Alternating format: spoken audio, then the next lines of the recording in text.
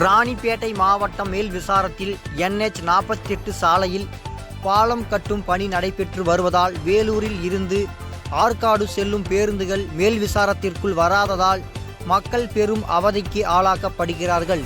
இதற்கு விசாரம், social service மற்றும் SDPI கட்சி நிர்வாகிகள், ஆளுங்கட்சி திமுக மற்றும் வெல்பர் நிர்வாகிகள் விடாமுயற்சியால் இன்று தேசிய நெடுஞ்சாலையில் இருந்து பேருந்து உள்ளே வர ஏற்பாடுகள் செய்தார்கள். இன்று முதல் பேருந்துகள் மேல் விசாரத்திற்குள் வர ஏற்பாடு கூட்டு முயற்சியாக அனைவரையும் மக்கள் வெகு விமர்சையாக பாராட்டி வருகின்றனர். தினமடை செய்திகளுக்காக ராணிப்பேட்டை மாவட்டம் செய்தியாளர் பாரூக் பாஷா.